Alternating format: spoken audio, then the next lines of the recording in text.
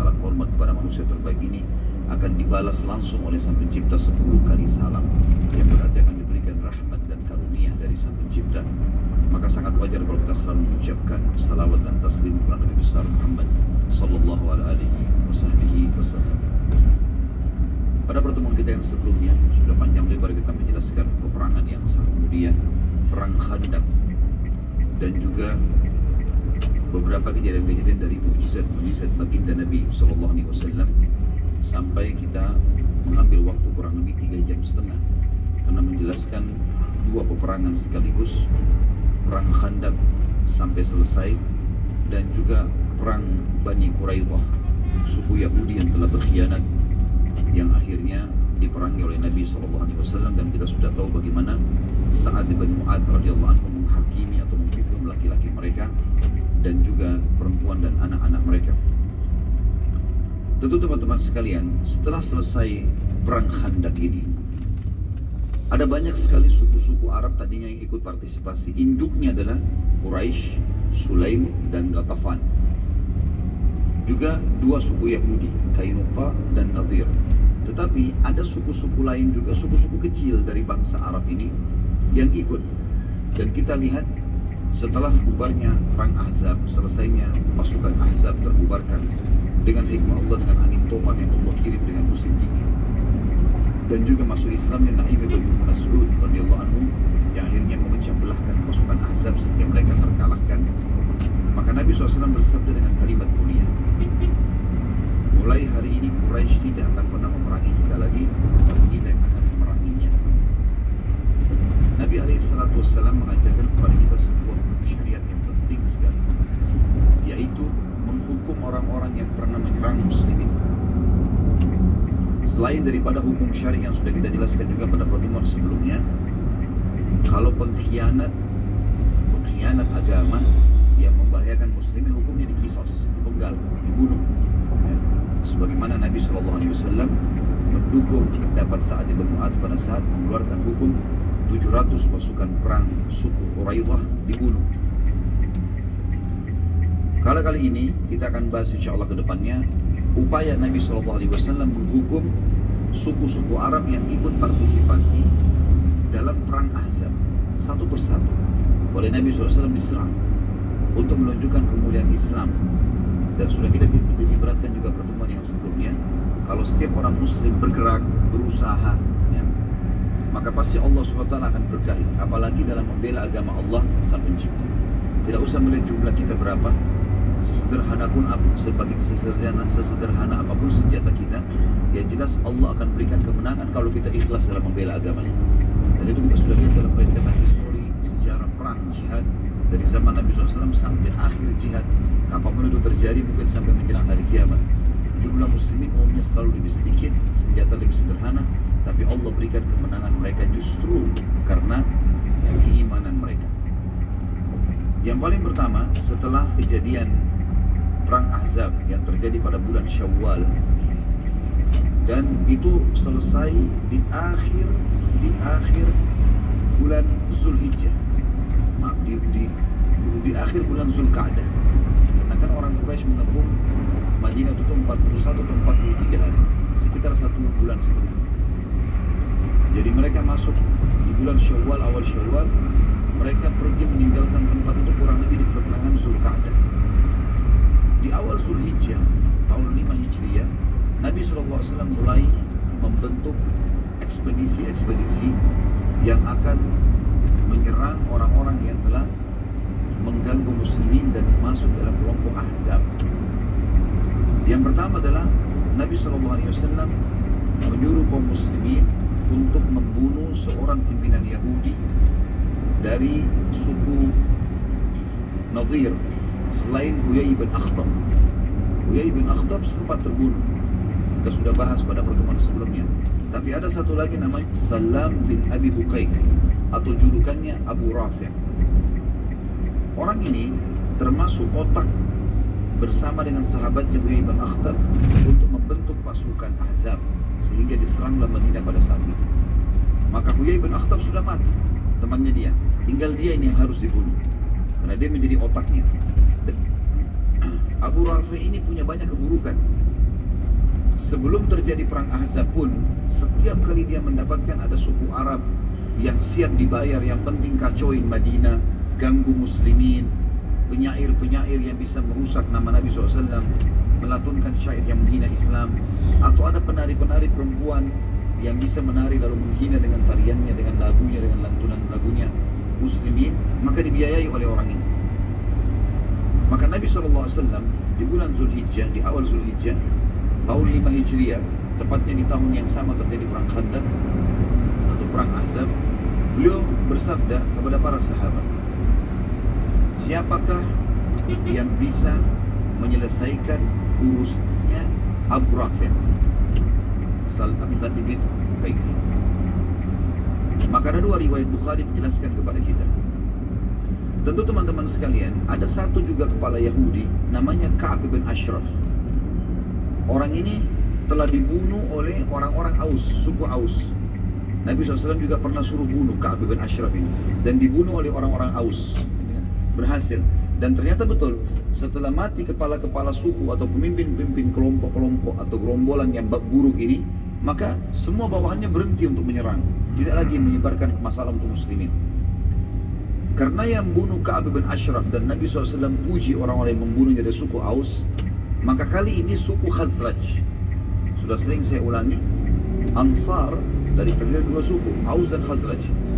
Maka mereka ini setelah Islam dinamakan Ansar. Sebelum Islam mereka selalu bertempur yang satu sama yang lain. Suku Aus berhasil menjalankan perintah Nabi membunuh Ka'ab bin Ashraf, salah satu orang Yahudi yang paling berbahaya juga, yang sangat berbahaya bagi muslimin. Sekarang Khazraj mengatakan, ya Rasulullah, dulu kan Aus yang membunuh Ka'ab bin Ashraf, sekarang Salam bin Abi Huqaid biarkan kami yang bunuh, Abu Rafi' ini izinkan kami. Kata Nabi SAW, baiklah. Maka Nabi SAW mengatakan, siapa yang akan pergi? Berdirilah 5 orang dari suku Khazraj.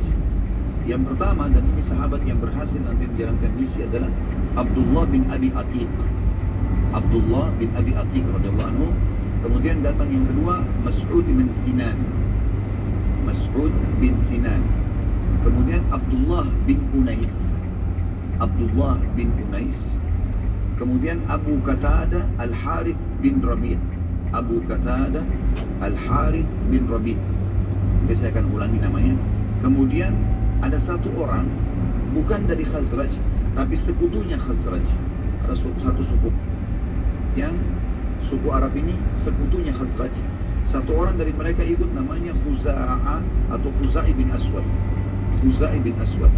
Jadi 4 orang murni dari suku Khazraj. Abdullah bin Abi Atiq, kemudian Mas'ud bin Sinan, kemudian Abdullah bin Unais, kemudian Abu Qatadah Al-Harith bin Rabi'. Jadi 4 orang ini dari suku Khazraj. Abdullah bin Abi Atiq, Mas'ud bin Sinan, Abdullah bin Unais, dan Abu Qatadah Al-Harith bin Rabi'. Lalu didukung dengan satu orang sekutunya Khazraj bernama Khuza'ah atau Khuzai bin Aswad. Abdullah bin Abi Atiq ditunjuk oleh Nabi SAW untuk menjadi pimpinan ekspedisi ini. Jalankan. Rasulullah SAW menitip pesan kepada mereka, ingat, tugas kalian membunuh Salam bin Abi Huqaid saja. Tidak boleh bunuh perempuan, tidak boleh bunuh orang lain, tidak boleh rusak fasilitas umum, apa saja, jangan buat kerusakan. Targetnya satu orang ini, terbunuh, sudah selesai tugas kalian. Pada saat itu kebetulan Salam bin Abi Huqaid, karena dia dari suku Nadir, dan mereka sudah dikeluarkan oleh Nabi SAW dari Madinah, mereka bertempat di Khaybar. Khaybar sebuah kota yang besar. Bahkan Khaybar pada saat itu lebih besar dari kota Madinah. Banyak sekali di situ orang Yahudi yang tinggal, 2 suku, dan mereka berkembang biak. Serta juga ya mereka memiliki perkebunan yang sangat besar seperti mana kita akan lihat, dan kita bahas banyak lebar di perang Khaybar. Masuklah pada saat itu ke 5 orang sahabat ini, dan mereka memantau. Pada saat sudah masuk di dalam benteng, mereka memantau rumah-rumah penduduk, menunggu sampai rumah penduduk semuanya sudah tertutup di malam hari, sudah dipadamkan lampu-lampu mereka. Kalau zaman sekarang, zaman dulu dipadamkan api-api mereka, sumbu-sumbu api mereka. Kemudian pergilah ke 5 orang sahabat ini mengetuk rumahnya Abu Rafi'. Setelah mengetuk, istrinya membuka. Lalu istri bertanya, karena ini Abu Rafi' kepala suku. Biasanya kepala suku atau raja itu, Salam bin Abi Huqaid ini dia sering membantu orang, royal, dermawan lah, gitu ya, supaya namanya harum di tengah-tengah masyarakat. Maka istrinya mengatakan untuk buka pintu, siapa kalian ini? Dan kepada 5 orang sahabat itu, mereka bilang, kami adalah orang-orang kafilah Arab yang sedang membutuhkan bantuan bekal makanan. Maka berkatalah istrinya, Salam, masuklah, temui suami saya. Maksudnya disuruh masuk ke ruang tamu gitu.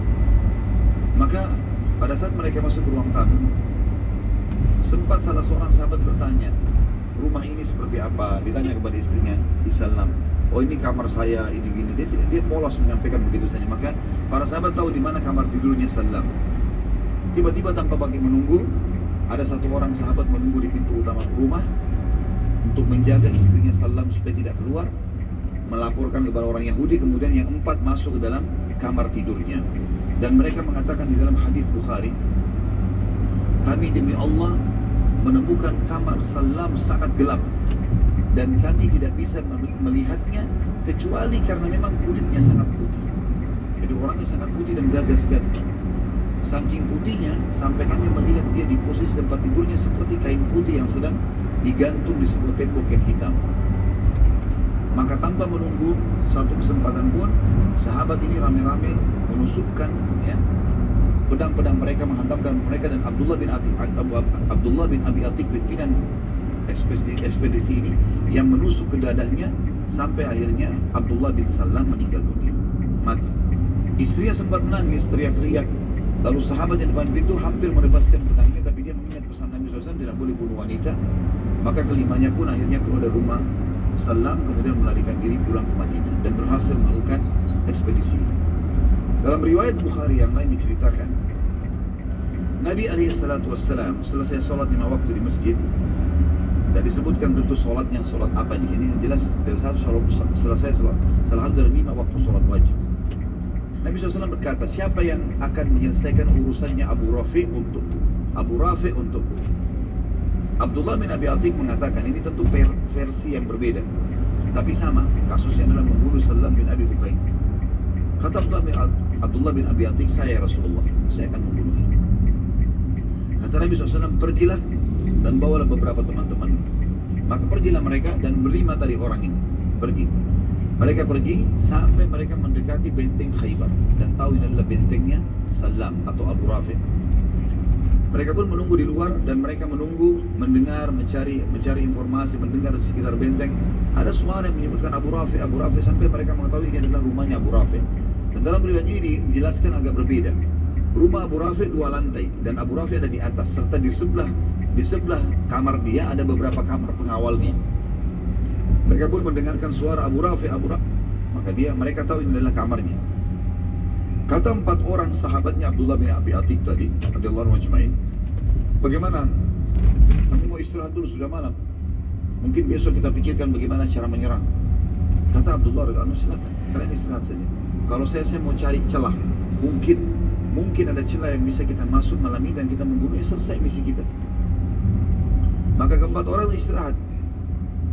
Ada hutan, semacam pepohonan, kebun-kebun kurma di luar benteng Khaybar. Mereka istirahat di situ. Abdullah bin Abi Atik tunggu depan gerbang sambil memikirkan bagaimana caranya bisa masuk ke tempatnya Abu Rafi. Dengan hikmah Allah, pada saat itu tiba-tiba terdengar gemuruh dalam benteng dan suara, karena mereka menggunakan bahasa Arab orang-orang Yahudi ini, karena mereka berbaur dengan orang Arab sebagaimana saya jelaskan pertemuan yang lalu. Maka mereka mengatakan, untahnya raja kita Abu Rafi sedang hilang. Untahnya Abu Rafi sedang hilang. Maka berbondong-bondong masyarakat dalam benteng itu keluar. Jumlahnya banyak. Anak kecil, perempuan, laki-laki, orang tua, masih orang muda, semuanya pada keluar. Pegang obor. Tujuannya untuk mencari untanya Abu Rafi.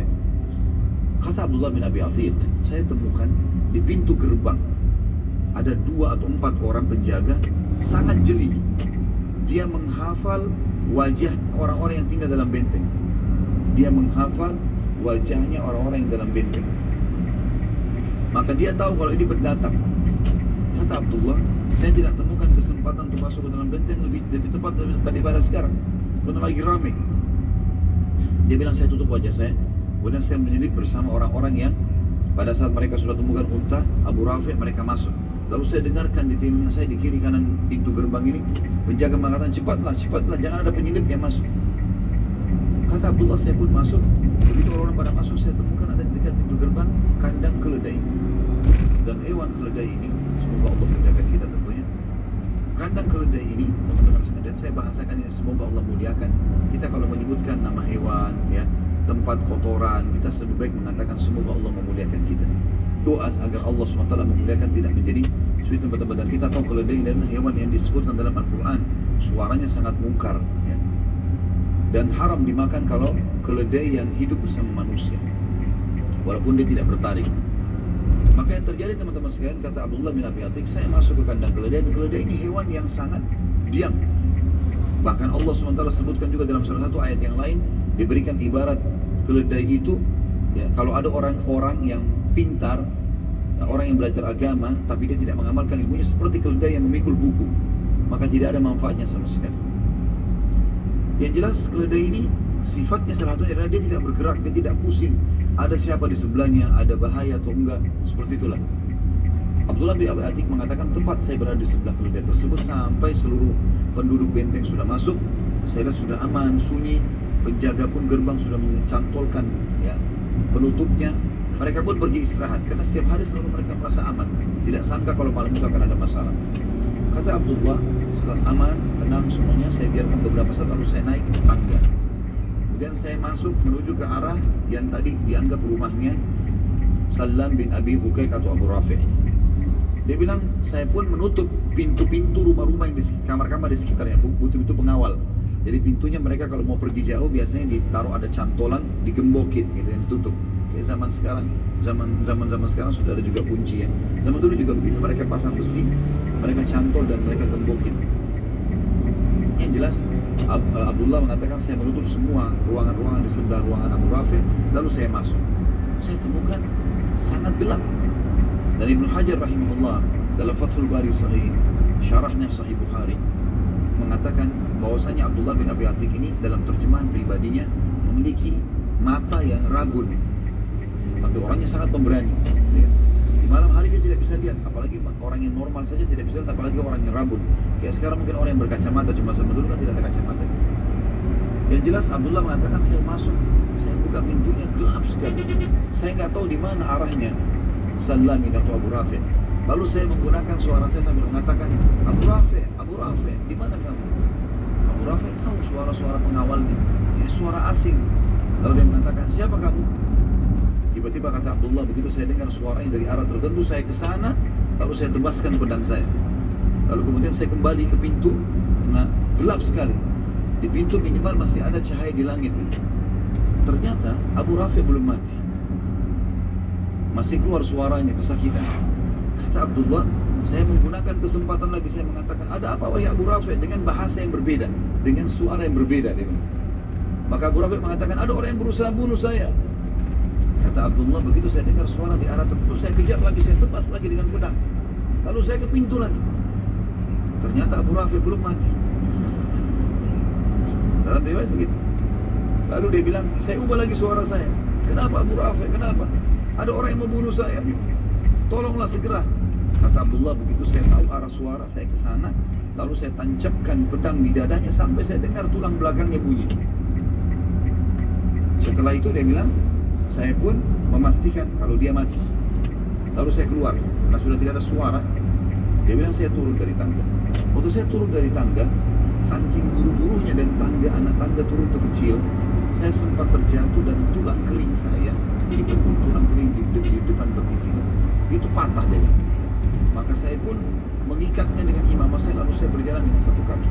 Tadi sebelum dia naik tangga, pintu gerbang sempat dibuka sama dia dan dicantolin sedikit batu. Maka dia mudah sekarang buka, lalu dia pergi. Begitu dia masuk ke hutan, tempat rumah, teman-temannya dibangunin sama dia, lalu bangun. Dia mengatakan, ada apa wahai Abdullah? Abdullah bin Abi Atik mengatakan, Allah sudah membunuh musuhnya. Kata mereka, bagaimana ceritanya? Dia bilang, tadi ceritanya saya begini, saya masuk, saya tidak dari awal sampai akhir. Lalu kata mereka, kalau begitu kita pulang ke Madinah malam ini, sampaikan kepada Rasulullah. Kata Abdullah, ini sifat orang mukmin, dia ditugaskan, dia selesaikan. Kata dia, kalian baliklah kalau kalian mau balik. Tapi saya tidak akan balik sampai demi Allah saya pastikan musuh Allah ini mati. Dan tradisi orang-orang Yahudi pada saat itu kalau ada raja mereka atau para suku mati, di benteng-benteng mereka di pojok-pojok itu ada kayak menara, itu mereka teriak-teriak mengatakan si fulan mati, si fulan mati. Datanglah ke rumahnya, ya, ada yang punya hak misalkan diambil dan seterusnya.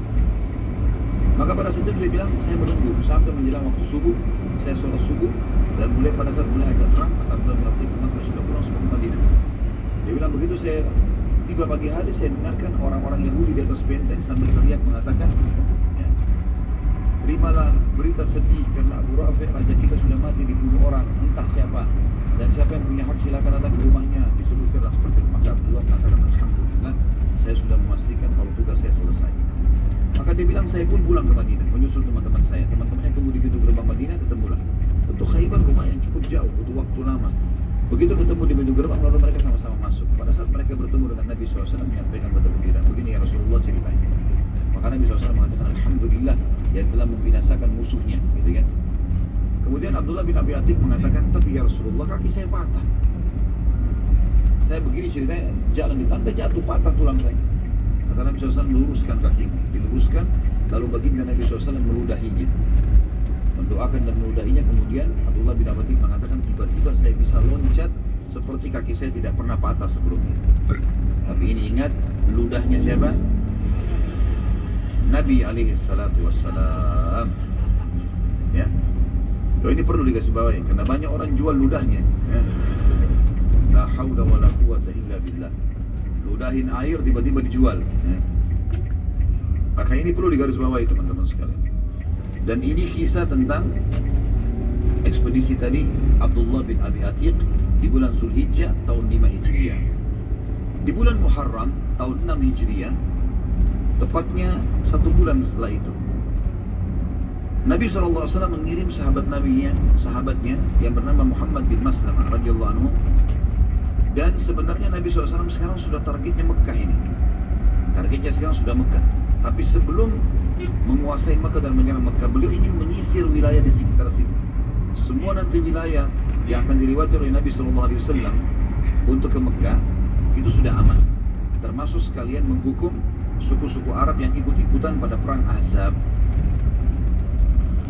Setelah kematian Abu Rafi, Nabi SAW mengutus ekspedisi pertama lagi setelah perang Ahzab, dan juga suku Quraidah yang dipimpin oleh Muhammad bin Maslamah, dan kekuatannya sebenarnya tidak besar, cuma 30 orang saja. Ekspedisi ini menuju ke wilayah Bani Qirta di daerah Dariyah atau Dariyah. Ini di wilayah Najd, tepatnya di Bakarat, ya. Jarak Madinah kurang lebih jarak tempuh 7 malam. Pasukan melewati Bani Bakar bin Kilab, jarak perjalanan 10 hari, lalu menyerang mereka. Jadi Nabi SAW menyuruh datang sebenarnya di sini. Perjalanan targetnya adalah 7 hari perjalanan, tapi suku ini terbentang sampai perjalanan 3 hari saking besarnya. Namanya Bani Bakar. Bani Bakar ini juga ikut partisipasi di perang Ahzab, juga mengirim bantuan makanan, bantuan unta, mengirim sedikit pasukan bersama orang-orang Quraisy dan Yahudi pada saat itu. Maka Muhammad bin Maslamah berhasil menyerang mereka tanpa mereka sadari, walaupun cuma 30 orang. Tapi Muhammad bin Maslamah menyerang selepas sholat subuh, di waktu masih gelap, dan berhasil pada saat itu menang dan mendapatkan ghanimah karena suku ini buyar semuanya, melarikan diri bubar. Kemudian mereka mendapatkan 100 ekor unta dan 3.000 ekor domba sebagai ghanimah. Pada saat kembali ke Madinah, Muhammad bin Maslamah bersama pasukannya menemukan seseorang yang mereka tawan karena mereka kira ini bagian daripada suku Bakar. Saat tiba di Madinah, Nabi SAW menyambut dengan bergembira. Ternyata mereka menang, bawa ghanimah. Dan Muhammad bin Maslamah juga menunjukkan kalau ada beberapa tawanan yang kami bawa. Waktu Nabi SAW mengecek tawanan-tawanan, Nabi SAW terkejut karena melihat di tawanan ternyata ada Thumamah bin Busal. Thumamah bin Busal ini teman-teman sekalian adalah orang tadi yang ditemukan oleh Muhammad bin Maslamah di jalanan. Tadinya dikirain dari suku Bakar, ternyata bukan, orang kebetulan lewat. Dia kepala sukunya suku Hanif atau suku Hanifah. Dan ini penguasa wilayah Yamamah. Ini ada kisahnya sendiri. Nabi SAW mengenalnya. Lalu beliau berkata kepada para sahabat, apakah kalian tahu siapa yang kalian tawari? Kata para sahabat, tidak wahai utusan Allah, kami tidak kenal. Kata Nabi SAW, ini adalah Thumamah bin Busal. Dia kepala suku Hanifah wilayah, penguasa wilayah Yamamah. Wilayah Yamamah ini wilayah yang sangat luas di dekat kota Mekah. Di dekat kota Mekah.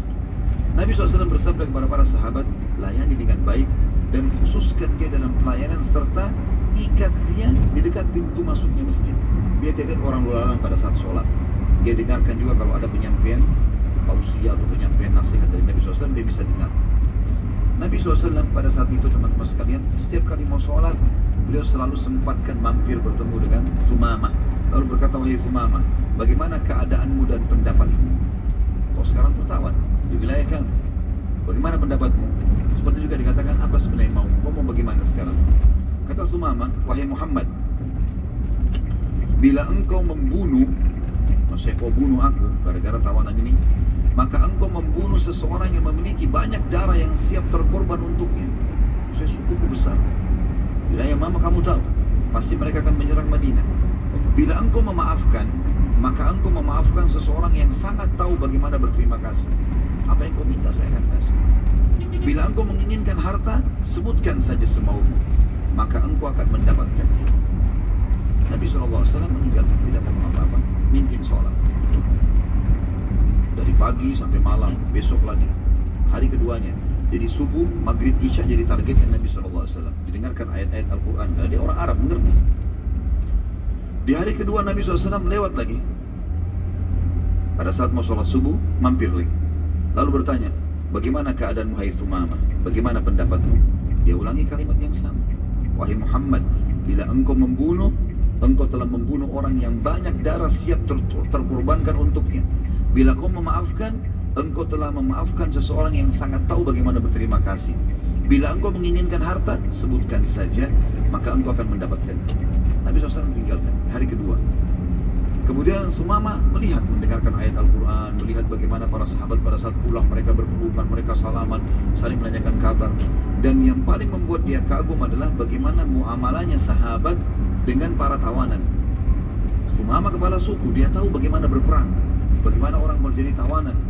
Gak pernah diurus makanannya, gak pernah dikasih minuman, dibiarin saja mati, bahkan kadang-kadang digebukin, dirampas hartanya secara paksa. Thumamah tidak sama sekali. Bahkan Nabi SAW suruh melayani.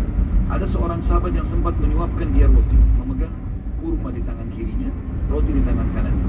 Lalu sahabat ini menyodorkan ke mulutnya Thumamah roti itu, bukan kurma kering. Dia kaget, belum pernah ada orang begini sama tawanan. Dan pada saat jatuh dari mulutnya, sahabat itu tahan, lalu dimasukkan lagi kembali.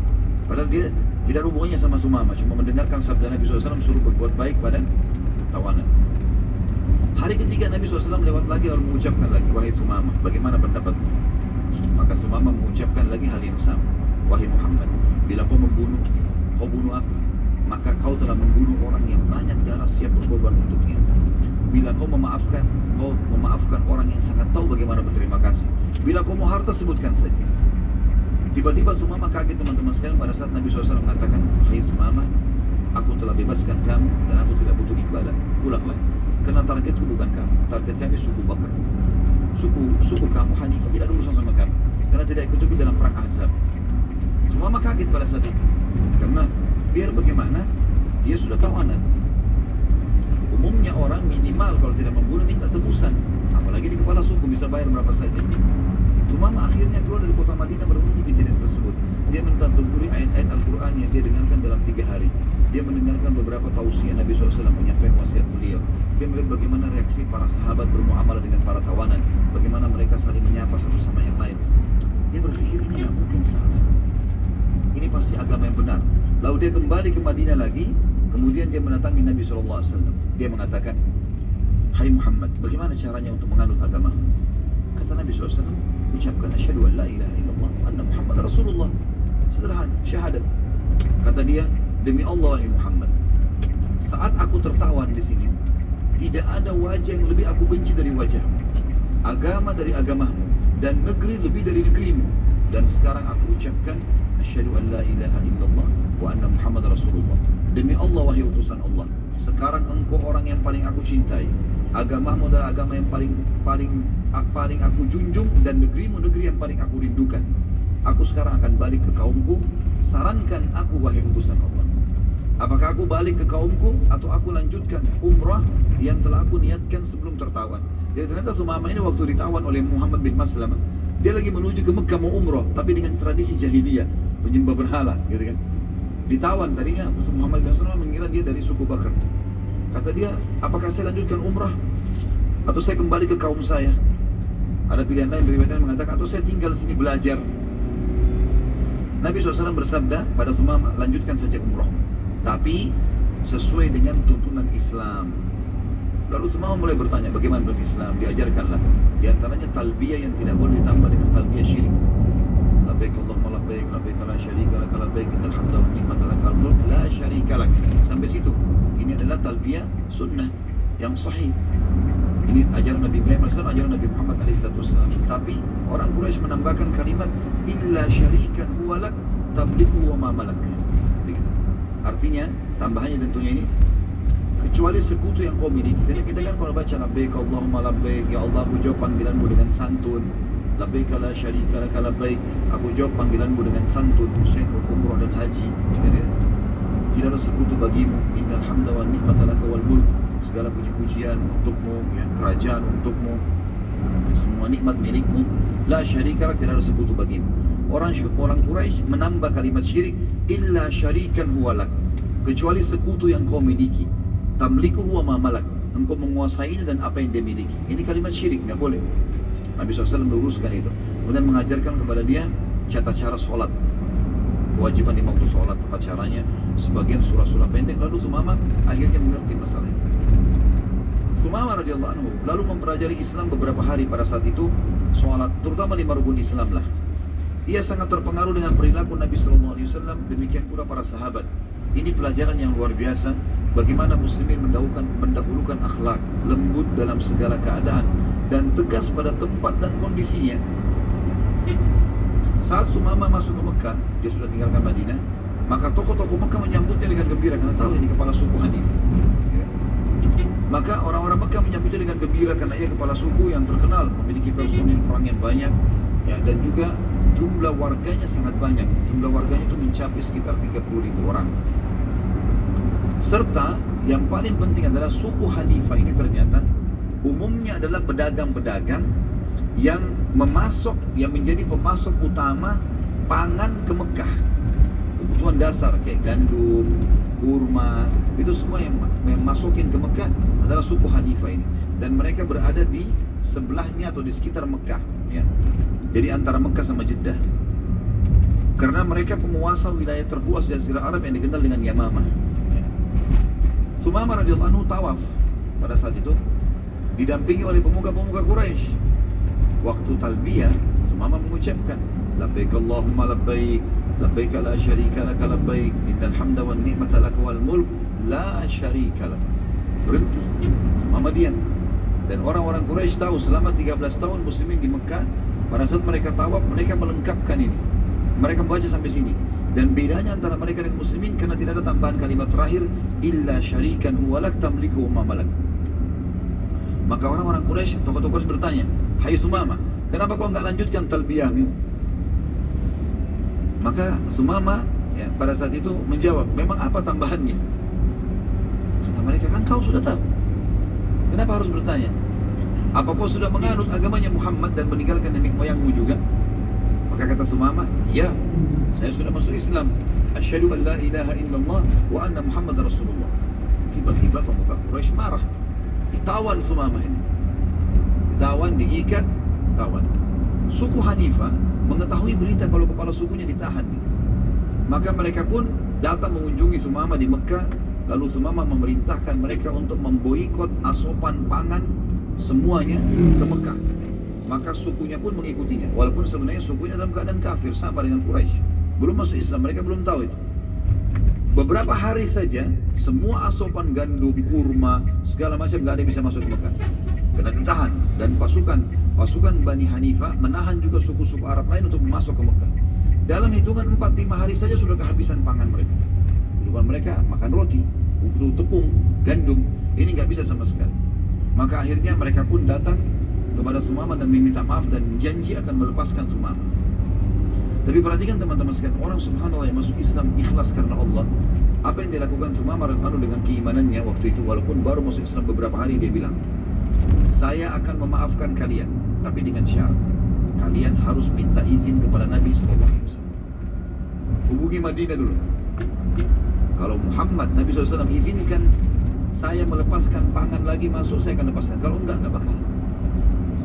Orang-orang Quraisy jadi kaget ini. Gimana sekarang? Terhina sekali. Mereka harus hubungi Madinah untuk supaya ini masuk lagi azoban. Dan luar biasa bagaimana Allah menolong agamanya hanya dengan satu orang ini. Maka akhirnya terpaksa orang-orang Quraisy mengirim seseorang di sana datang kemudian menyampaikan tentang kejadian Thumamah bin Busal. Lalu Nabi SAW tersenyum sambil mengatakan, baiklah, kalau begitu saya lepaskan. Sebelumnya tentu ada Abu Sufyan yang datang. Jadi orang Quraisy utus Abu Sufyan langsung, kepala suku mereka, datang ke Madinah. Abu Sufyan datang. Yang tadinya ini pemimpin perang Ahzab nih. Sekarang dia datang, dia masuk ke Madinah, dia izin baik-baik. Lalu dia mengatakan, aku memohon pada Muhammad, berbuat baiklah pada kaum kerabat dan sukumu. Izinkan suku Hanifah membuka pemboikotan mereka pada Mekah.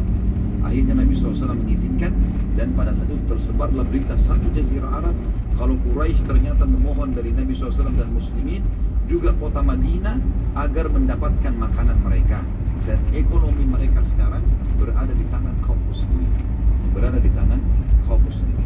Insyaallah sebentar kita lanjutkan lagi dengan lanjutannya, ada perang suku As'ad. Allahu a'lam. Subhanakallah wa bihamdika, asyhadu an la ilaha illa anta, astaghfiruka wa atubu ilaik. Assalamualaikum warahmatullahi wabarakatuh.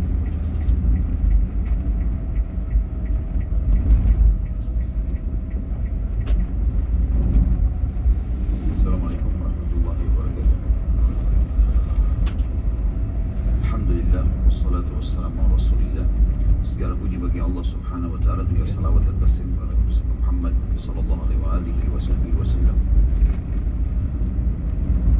Pada bulan Safar tahun 6 Hijriah, Nabi alaihi salatu wasallam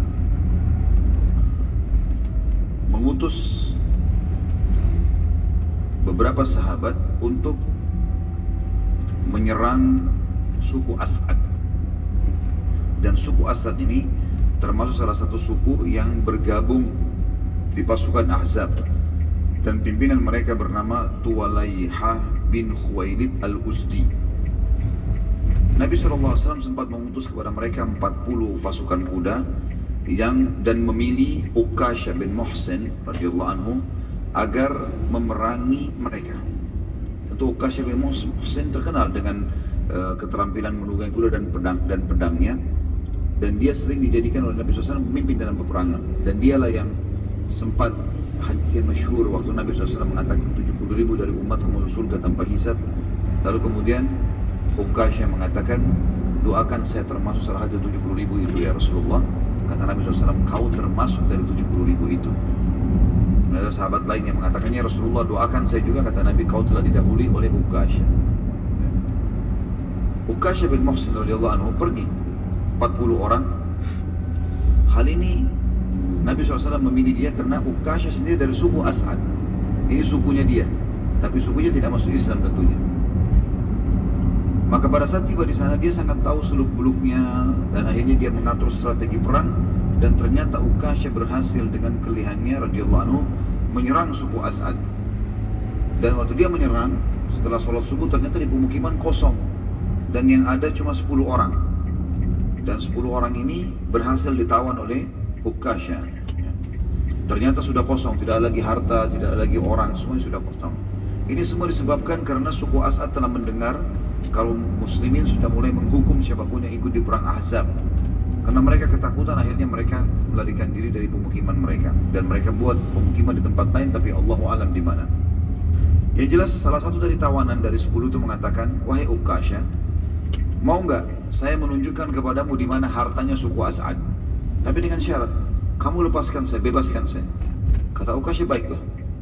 Akhirnya jalanlah pasukan muslimin 40 orang ini dengan tawanan tersebut. 10 orang, salah satunya ikut, semua 10 ikut, tapi yang satunya di depan menunjukkan jalan. Karena terlalu jauh masuk ke padang pasir di dalam, maka Ukasyah jadi khawatir, jangan sampai orang ini menipu. Lalu dia kemudian kembali mengancam si tawanan ini, mengatakan, jujurlah atau kepalamu akan aku penggal. Maka orang itu pun mengatakan, percayalah, saya tidak berdusta dan buktikan sendiri. Akhirnya teman-teman sekalian, betul-betul mereka tiba di sebuah lembah, ada gunung besar, dan di belakang gunung itu ada lembah yang agak curam, agak dalam. Dan kata dia, di belakang inilah semua harta kami letakkan. Waktu Ukasyah ke sana betul-betul ditemukan ternyata betul lembah itu penuh dengan unta, kambing, kemudian harta-harta mereka banyak ditimbun di situ, dan suku mereka melarikan diri jauh dari tempat itu. Maka Ukasyah pun memenuhi janjinya, melepaskan orang tersebut lalu membawa ganimah yang sangat banyak. Dan ini pelajaran juga teman-teman sekalian. Kita kalau lihat pasukan-pasukan Nabi SAW tidak selamanya besar, jumlahnya selalu kecil saja umumnya. Kebanyakan pasukan-pasukan kecil diutus 30 orang, 10 orang. Tadi kita lihat misalnya waktu membunuh Abu Rafi', Nabi cuma utus 5 orang. Tayammum punya keterampilan. Setelahnya diutus 10 orang. Ini diutus 40 orang. Dan kita lihat juga nanti ada pasukan Nabi SAW jumlahnya 200 orang. Jadi pasukan tidak terlalu besar sebenarnya, tapi selalu memang umat Islam memperlihatkan kalau mereka punya kekuatan, sehingga musuh itu tidak berani untuk mengganggu kaum muslimin. Sebagaimana keadaan sekarang ini, karena umat Islam banyak lalai, akhirnya musuh mau melakukan apa saja itu mereka bisa lakukan. Selanjutnya ada peperangan juga, tepatnya di bulan Jumadil Ula. Tadi bulan Safar, beberapa bulan setelah itu di bulan Jumadil Ula, Nabi SAW juga memerangi Bani Lihyan, suku Lihyan. Suku Lihyan ini agak berbeda sedikit, mereka tidak ada hubungannya sama perang Ahzab. Tapi kalau teman-teman ingat pelajaran kita di bulan yang lalu, ada penjelasan tentang beberapa suku dari Lihyan ini datang pura-pura masuk Islam di Madinah. Kemudian mereka meminta beberapa sahabat Nabi penghafal Quran diminta diantar ke sukunya. Ternyata pada saat tiba di wilayah dekat Quraisy, mereka berkhianat. Mereka menjual sahabat ini kepada suku-suku yang akhirnya menjual lagi sahabat ini ke orang-orang Quraisy. Dan akhirnya ada 6 orang sahabat yang terbunuh pada saat itu. Suku Lihyan ini diantaranya salah satunya Asim. Kalau masih ingat ada kisah Asim radhiyallahu anhu, orang yang pernah dijanjikan oleh keturunannya Bani Abdiddar. Ada satu perempuan di Mekah yang mengatakan siapa yang bisa membunuh Asim, karena dia membunuh beberapa orang yang memegang bendera Quraisy di perang Uhud, maka saya akan bersihkan batoknya lalu kemudian saya akan diisikan dengan emas. Kurang lebih seperti itulah. Yang jelas suku Bani Lihyan ini yang menjadi pengkhianat tadi. Nabi SAW pada saat itu membawa 200 pasukan personil pada saat itu, dan ini dikatakan Ghazwah. Kalau tadi sebelumnya Sariyah. Kalau masih ingat istilah-istilah ini tentu teman-teman sekalian, Sariyah adalah pasukan 3 orang sampai kurang lebih 100 atau 200 orang diistilahkan dengan Sariyah. Dan ini umumnya Nabi SAW tidak ikut. Tapi kalau Nabi SAW ikut, walaupun jumlahnya sedikit, dinamakan Ghazwah. Kalau pasukan besar, Nabi tidak ikut lebih dari 1000 orang, 500 orang, namanya Ma'rakah. Ibnu Qayyim rahimahullah menceritakan, Rasulullah SAW menuju ke Bani Lihyan 6 bulan setelah perang Bani Quraidah. Kurang lebih 6 bulan setelah perang Bani Quraidah, ya. Kita sudah sebutkan perang Bani Quraidah sebelumnya. Rasulullah SAW hendak menyerang Bani Lihyan dengan membawa 200 personel pasukan, dan beliau memimpin sendiri, makanya dinamakan Ghazwah. Dan wilayah yang beliau tuju, beliau iklankan akan menyerang negeri Syam. Padahal Nabi SAW tidak menginginkan negeri Syam. Ini salah satu strategi perang Nabi.